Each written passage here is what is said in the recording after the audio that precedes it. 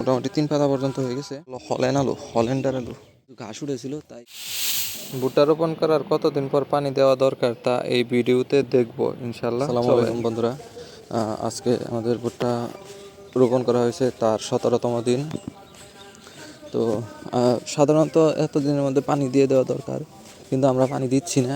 কারণ পানি দেওয়ার পরে জমির মাটিগুলো অনেক শক্ত হয়ে যায়। তার আগে মানে বর্তমানে পানি দেওয়া ছাড়া জমির মাটিগুলো অনেক নরম আছে, যার কারণে পরবর্তীতে জমির ভুট্টার আইল বেঁধে দিতে সুবিধা হবে। কিন্তু পানি দেওয়ার পরে ভুট্টার আইল বেঁধে দিতে সুবিধা হবে না, যার কারণে এখন পানি দিচ্ছি না। এখানে দেখতে পাচ্ছেন ভুট্টা গাছ মোটামুটি 3 পাতা পর্যন্ত হয়ে গেছে।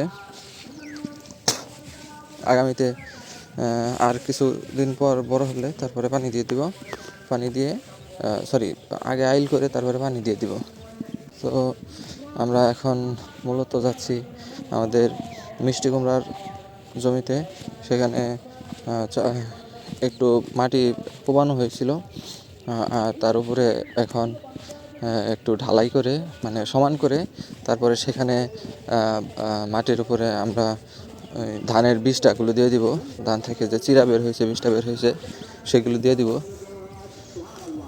এটা হলো কাকার মিষ্টি কুমড়া জমি, আর সামনে আমাদের মিষ্টি কুমড়ার জমি।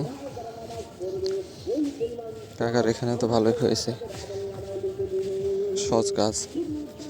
এগুলো হলো হল্যান্ডার আলু, আর এগুলো হলো আমাদেরগুলো হলো দেশি আলু। কাকা রোপণ করেছে হল্যান্ড আলু, আমাদেরগুলো হলো দেশি আলু।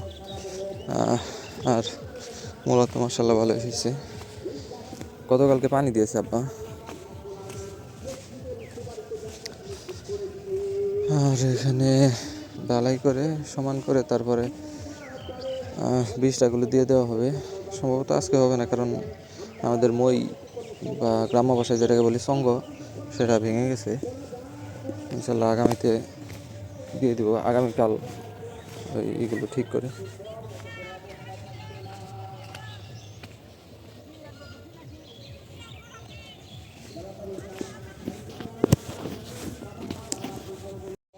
এখন বাড়ির দিকে যাচ্ছি কোদাল আনার জন্য, যাতে ওই উপর নিচ এগুলো সমান করে দিতে পারি।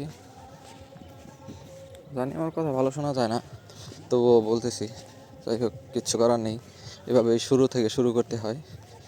আর আমাদের এখানে গতকালকে ওয়াজ মাহফিল হয়েছে তো মসজিদে, তার জন্য সকালে কালেকশন করতেছে, আর সেই মাইকের আওয়াজ আসতেছে।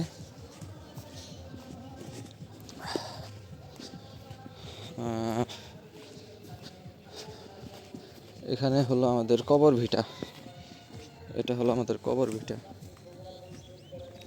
আর ওই আমাদের জমিতে যেই বীজটাগুলো দেওয়া হবে সেগুলো হলো আমাদের এই পুরনো জমিতে, মানে আমাদের বাড়ির কাছের যেই জমি, এখানে দেখতে পাচ্ছেন এই যে এই খড়ের বীজটাগুলো, খড়ের আবর্জনা, এগুলো কোনো কাজে ব্যবহার হবে না।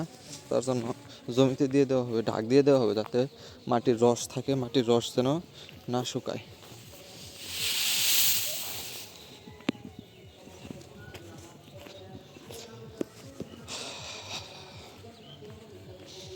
আর এখানে কিছু ঘাস উঠেছিল, তাই গতকালকে আব্বা এখান থেকে ঘাসগুলো পরিষ্কার করে দিয়েছে চেনি দিয়ে। পেঁয়াজগুলো মাশাআল্লাহ ভালোই হয়ে গেছে। দয়া করবেন যেন এভাবেই ভালো মতো হয়। এখন বাড়িতে গিয়ে আগে কোদাল নিয়ে আসি, তারপরে আপনাদেরকে পরবর্তী ভিডিওটা দেখাচ্ছি।